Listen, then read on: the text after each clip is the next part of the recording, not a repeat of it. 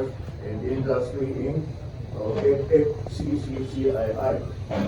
It's my great pleasure to welcome you to the launching of our TikTok video competition, a classroom for every dream. How the FFCCCII Barrio School have changed life. The operation of Barrio School is our flagship project of the Federation of Filipino Chinese Chamber. It's already 65th anniversary since 1961. So this year we are commemorating the 65th anniversary for launching this TikTok about the Barrio School. So it's a very important event. So we hope the major people can help our federation in promoting this TikTok competition. This competition is composed of, I think, 18 age above, so they can join this competition of the two categories. It will be announced by our Vice President and our Chairman of the Media Committee for the category of how we implement our competition.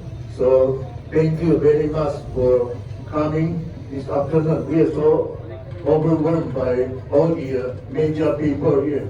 So thank you again very much. Thank you very much, President Victor Lim, for his opening statement. Please be ready with your questions. You will answer questions later on along with the other officers. Next, we'd like to invite to speak Vice President Reynold C., also advisor of the Youth Committee at FFCCCII, Vice President. Youngest Vice President of FFCCCII. Thank you, Chairman Wilson. Youngest, pero not so young anymore. Anyway, as our President said earlier, this project is close to our heart, and this is what Filipino Chinese chambers of all over the Philippines do to help our fellow Filipino brothers and sisters. Because sabi nga nila dati, we are here, we are born here, we make a business here, we are live and die here, sabi ni our pastor, sabi ni President Victor. Kaya with this, hopefully, little help, tulong-tulong, sabi kanila, di ba, 6,100 o 200 2004, 2024. Ngayon, we already reached 6,500 2 years. Kaya hopefully, tuloy-tuloy pa rin with the help of lahat ng federation, not only us, for parihan ng ulong, sabi ng isang federation. Hopefully, we can do our little part to help our economy and our services. Thank you. Thank you very much, Vice President Reynold C. Next to speak is the board member of FFCCCII, also Youth Committee Chairman Peter Mangasig, for some of the details of this very exciting competition. Magkano total prizes? I-mention mo rin, Mr. Mangasig. Magandang hapon po sa inyong lahat. Maybe you might be asking, why do we have this campaign? No? This TikTok video competition part 2 aims to share inspiring stories from FFCCCII Barrio schools. No? It also highlights how education can transform lives and communities. Likewise, encourage digital storytelling among youth and the public, and also raise awareness of the impact of Barrio Schools initiative. Through authentic stories, the competition celebrates the transformative power of education. So dyan nakikita, pag meron eskwelahan sa mga baryo, paano nagkakaroon ng pag-asa, nagkakaroon ng hope, at yun na nilang mga pinapangarap nangyayari. No?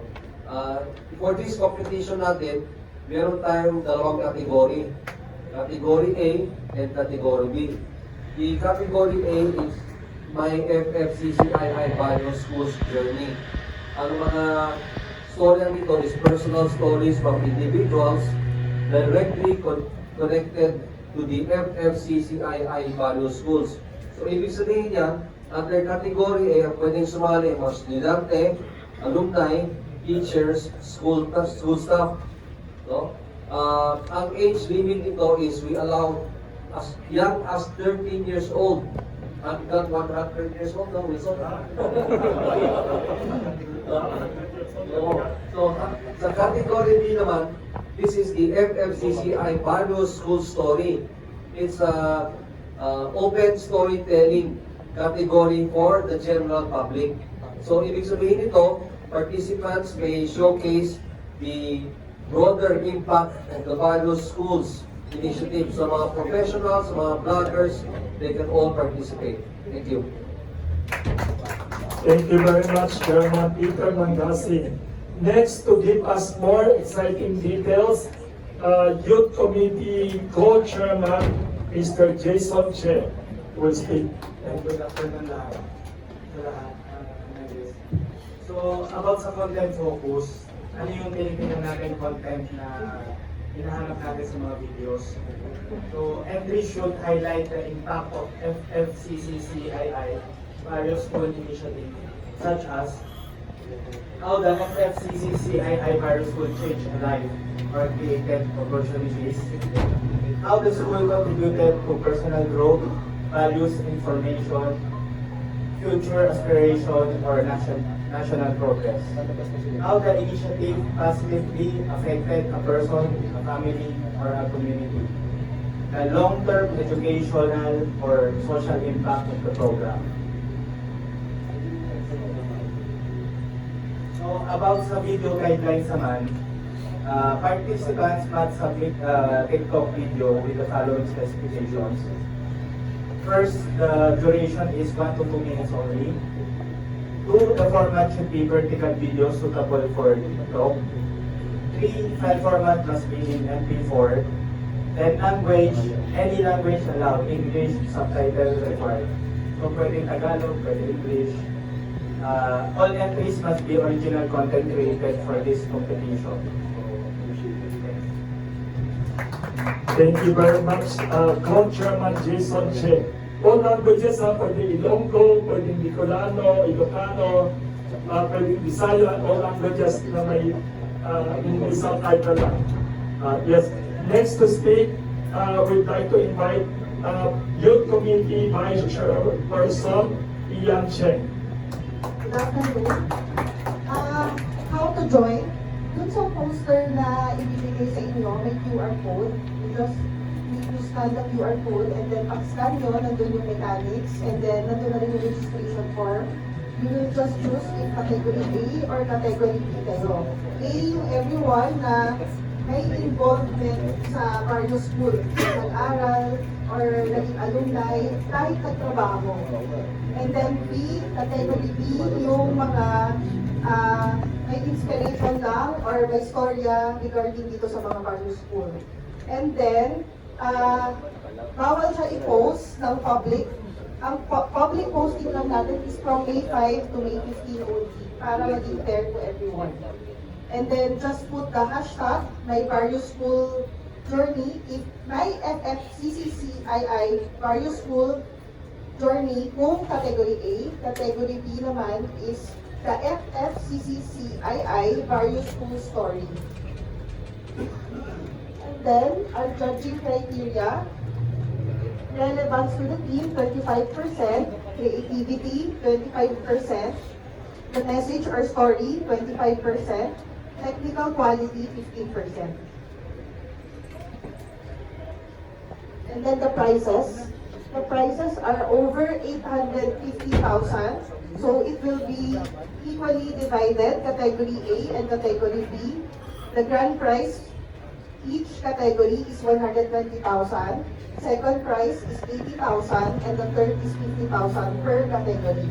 And then we have many different citations depending on the video. It will be 30,000 each and there will be 20 notable entries. So marami ring percent yung mga prizes so everyone has a chance to win. The announcement of winners will be June 8, but the submission deadline is until May 15, and awarding will be June 20. Any questions? Thank you, ang galing. Thank you very much. Yes. Ay, kung may other question, may isang last speaker. Thank you. Thank you, thank you. May mga question on niya. Please be ready na. Last but not the least, yung nasa tabi ko will speak. Public Information Committee Co-Chairman, very hardworking, and also board member of FFCCCII, Mr. Eddie Cobanga. Hello. Our theme for this Barrio FFCCCII Barrio School Project is Classroom for Every Dream. Now, if given the opportunity of education, we believe that any Filipino can be the best in the world, can excel in the world stage. And I want to share a story, It's my personal friend, my compadre, who just passed away last Christmas Day. I don't know if this name ring a bell to you. Diosdado Panataw. Anyone know this guy?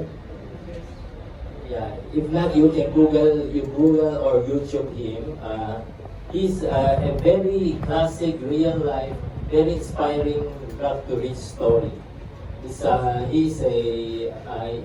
parents is a farmer and a housewife in a small town in Cagayan Valley, Iquique town, and he has to walk barefoot to school to study, and then he becomes one of the most successful tech entrepreneur in Silicon Valley. In fact, he invented this graphic accelerator chips that's in all our cell phone today. Without him, there will be no Windows, Microsoft, will, all the tech will not be as fast as progress without this technology. Anyway, I think a short video can tell a better story about him. Can you please watch a short video? Very inspiring. So if meron kang part of your journeys at FCCII Barrio School, may involvement ka whether you work there or naging teacher ka, alumni, principal, student, current student, 30 years old, or even past student, yung parents mo may story, category 8 ka. So, pag mga vloggers or media or whoever wanted to make a creative story or inspiration story about Yes. the Barrio School, category. Yung category A is more personal because you grew up in that community, you saw the impact of the school. Yung category B is open to public. Saka, you can find out because we're over more than 6,500 schools, various schools that we've already built. You can see this in the website of the Federation. Ano lahat ng mga schools sa anong area. So the alumni can check their